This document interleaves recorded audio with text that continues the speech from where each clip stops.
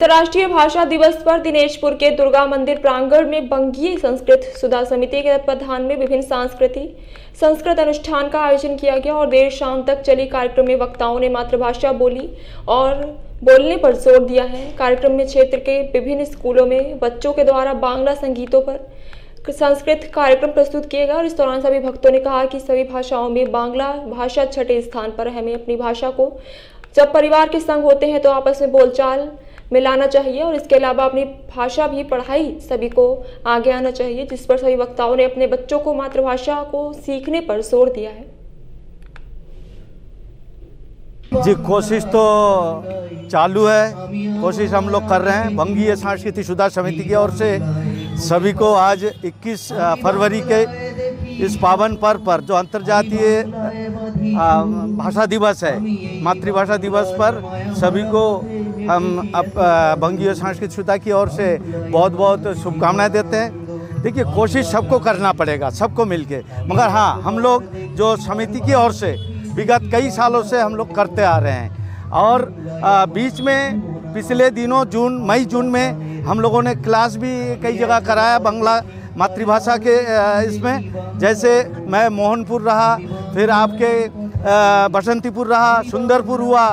तो कोशिश तो देखिए, मातृभाषा को जो प्यार नहीं करता है, जो श्रद्धा नहीं करता है, तो किसी भाषा को वो श्रद्धा नहीं कर सकता है। तो मातृभाषा बहुत ज़रूरी है और मातृभाषा ही आपकी पहचान है और जिससे आप अपनी संस्कार संस्कृति को बचाए रख सकते हैं। आपको एक बात बताऊं, छठे नंबर पे है पूरे विश्व में हमारा मातृभाषा बांग्ला। आज यदि हम पूरे विश्व की ये देखें, छठे नंबर पे, और जिन्होंने अपनी प्राणों को बलिदान देकर इस बांग्ला भाषा को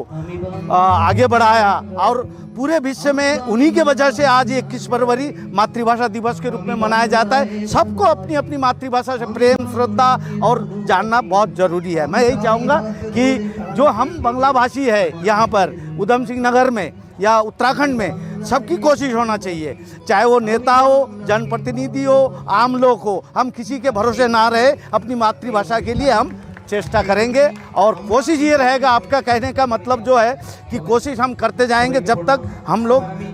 जिंदा है, ये बस यही मैं कहूँ। सर्वप्रथम हमारे सभी बंगी समाज के लोगों को और बंगी सुधा संस्कृति समिति की तरफ से मैं सभी देशवासियों को आज 21 फरवरी अंतर्राष्ट्रीय मातृभाषा दिवस के उपलक्ष्य में हार्दिक शुभकामनाएं एवं शुभेच्छा प्रेषित करती हूं। साथ ही में आपने जो प्रश्न पूछा उसके उत्तर में हम सिर्फ इतना ही कहेंगे कि जैसे आज हम देखते हैं कि हमारी अपनी संस्कृति को कहीं हम छोड़ते जा रहे हैं और दूसरे जो हमारे पश्चिमी संस्कृति है उसको अपनाने का जो क्रेज़ है वो हमारे अंदर कुछ ज़्यादा ही है। तो सभी माँओं से और भाइयों से मेरा इतना ही निवेदन है कि जितना हो सके ज़्यादा से ज़्यादा अपनी संस्कृति को बचाए रखने की कोशिश करें और इसका सिर्फ एक ही ये उपाय है कि हम घर से शुरुआत करें। जैसे कि एक माँ जो है अपने बच्चे की पहली शिक्षिका होती है, तो उस सभी माँओं से मेरा निवेदन है कि सबसे पहले अपनी बच्चे को अपनी भाषा में, अपनी मातृभाषा में सिखाए, क्योंकि मातृभाषा जो है वो माँ के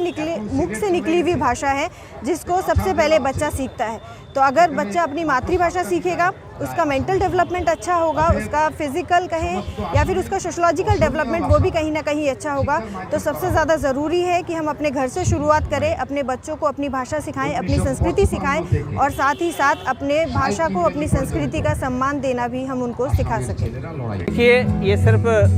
बांग्ला भाषा की ही बात नहीं है, पूरे देश में ये स्थिति है कि जो पाश्चात्य संस्कृति है वो जो है धीरे धीरे हिंदू और सनातनी संस्कृति के ऊपर प्रभावित हो रही है और उसका प्रकोप जो है बढ़ रहा है और हम लोग जो है अपनी भारतीय संस्कृति से धीरे धीरे दूर होते जा रहे हैं। और 21 फरवरी की अगर बात करूं तो ढाका विश्वविद्यालय में एक आंदोलन हुआ था जिसमें युवा छात्र लोग शहीद हुए थे सिर्फ अपनी मातृभाषा के लिए। और आज